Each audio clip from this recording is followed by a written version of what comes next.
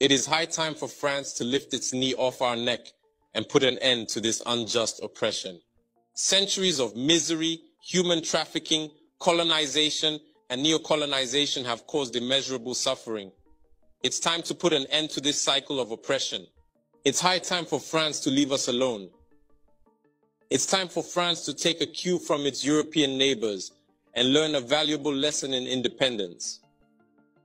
Germany is the leading economic power in Europe, significantly surpassing France, which is ranked as the third or fourth largest economic power globally.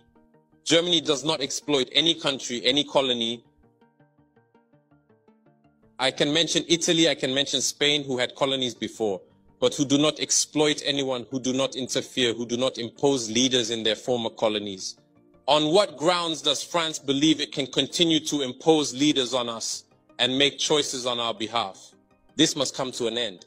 And the emerging Africa, the African youth, the African elites, and the African diaspora all stand united in saying no, it cannot continue any longer. France's hypocrisy is evident and pervasive in daily life. Let's examine the cases of Mali and Chad as prime examples of this hypocrisy. In Chad, where the constitutional process has been interrupted, France applauded and its president visited to officially consecrate the new king's coronation ceremony.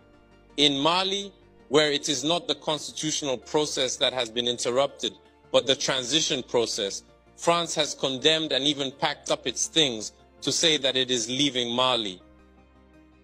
That's hypocrisy. It's the double standard. It is the double language that France employs in its dealings with Africa. During our questioning of Mr. Jean-Yves Le Drian regarding the situation in Ivory Coast and France's decision to allow a third term, he provided a clear explanation. He stated that while he accepted the third term for Ouattara, he refuses it for Belarus. He emphasized that France has condemned the situation in Belarus and has actively encouraged the European Union to do the same. Le Drian explains that in Belarus, millions protested, unlike Ivory Coast, where there were no mass demonstrations on the streets. This is how France deals with African issues. Personally, we expect absolutely nothing from France. We desire her to cease meddling in our matters so that the people of Senegal can exercise their freedom of choice rather than being influenced by France's selection of a candidate using the tactics we are aware of. We begin by targeting individuals, adorning them with the Legion of Honor or a similar knightly rank, enlisting them in Masonic lodges, and informing them to prepare themselves as they will be next in line. Even the hypothesis that Macky Sall may not succeed, we know who is being prepared by France. This must come to an end. It will not occur in this manner any longer. Let's be clear.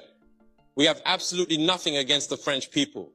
In France, both political and citizen voices are rising to hold and express the same discourse as the one I am currently presenting to you.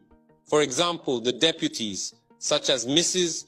Frédérique Dumas, who regularly speaks on the platform of the Assembly, who regularly writes to the Minister of Foreign Affairs, since she is a member of the Foreign Affairs Committee, to raise this unfair behavior of France towards Africa, hold the same speech as us. The same Mr. Jean-Luc Mélenchon, Jean-Paul Lecoq, André Chassaigne, all deputies, hold the same discourse as us, and hundreds of other voices.